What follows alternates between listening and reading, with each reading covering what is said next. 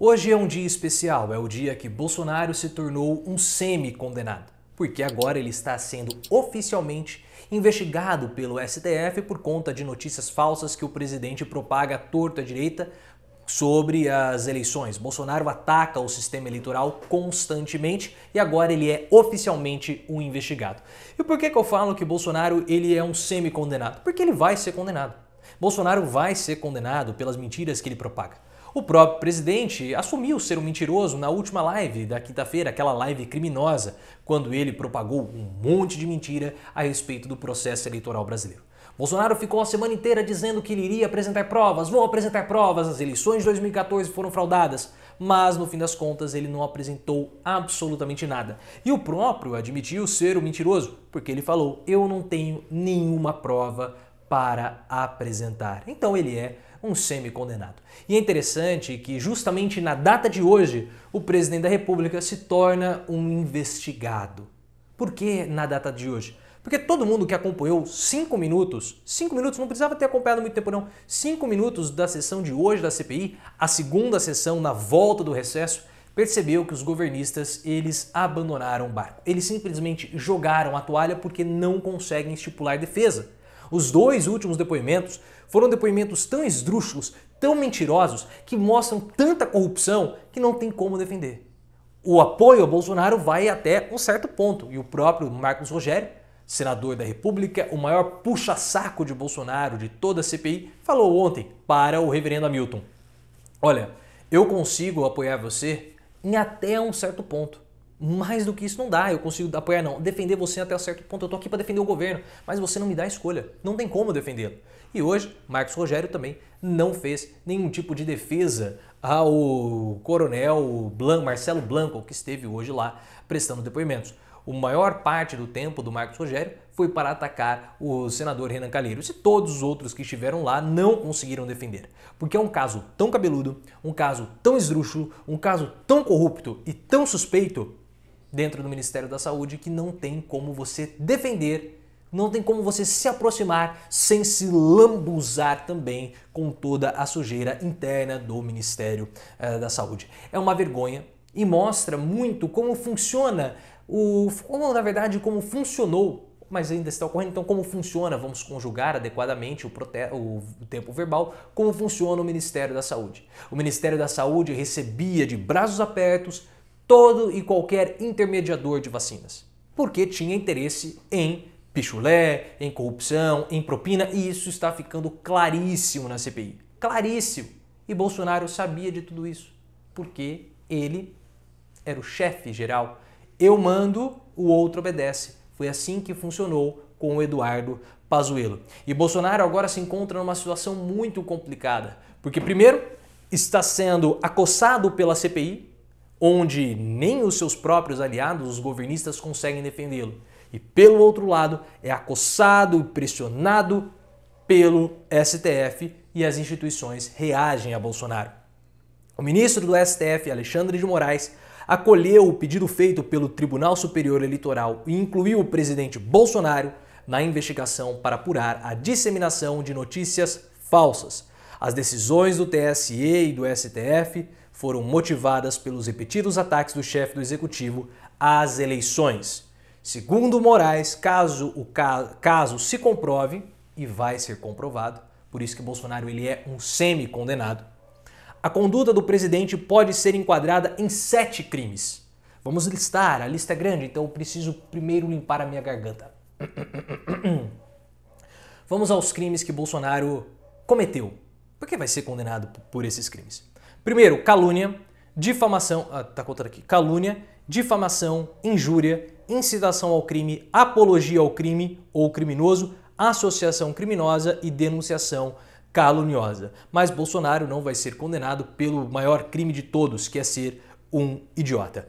Como ações iniciais, o ministro pediu a transcrição oficial da transmissão ao vivo feita pelo presidente na quinta-feira passada, em que atacou a confiabilidade do voto eletrônico e admitiu não ter provas para as denúncias.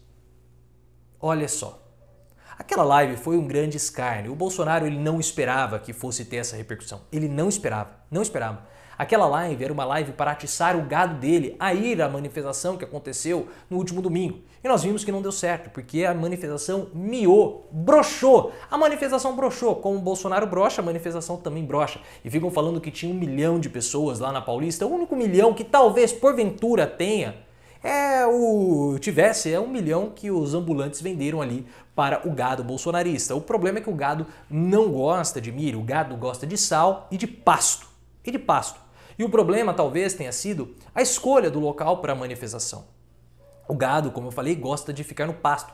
Só que São Paulo, a Avenida Paulista, é um ambiente muito urbano para o gado bolsonarista, um ambiente muito urbano. Se a manifestação tivesse ocorrido em uma fazenda, em um pasto bem grande, com muita grama, muita gramínea para o gado se alimentar, com toda certeza passaria aí de 5 milhões de pessoas, porque eles iriam lá justamente para poder comer de graça.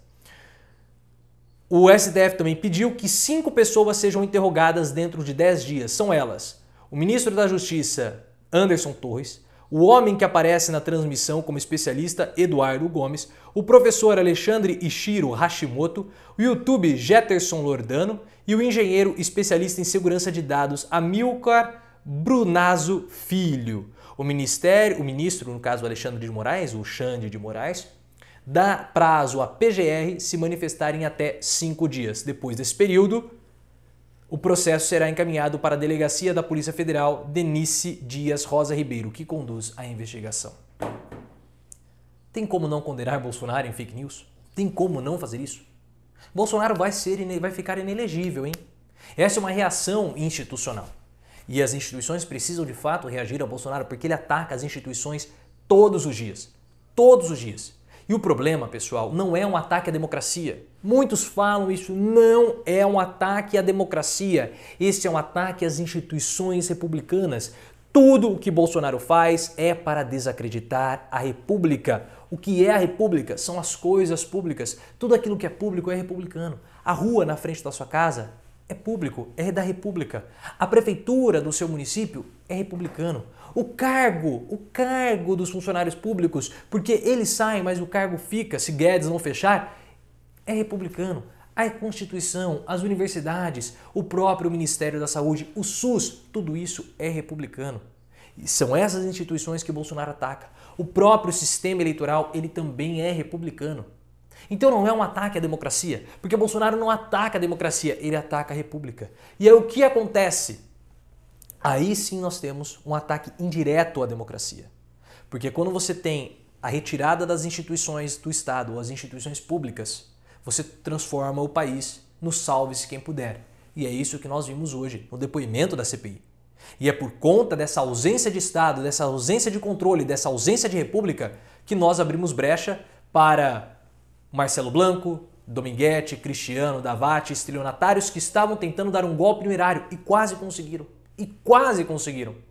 Ah, mas por eles não terem conseguido, isso não significa corrupção? Significa. Significa, e parece que Marcos Rogério, entre um tapa e outro na mesa, aprendeu que aquilo é corrupção passiva. Mas por que isso aconteceu? Porque Bolsonaro destrói as instituições. Destrói. E é um negócio assim tão escabroso que a negociação do Marcelo Blanco ocorria com a Davati porque o Marcelo Blanco tinha informações privilegiadas que a iniciativa privada iria conseguir aprovar uma lei para comprar vacinas.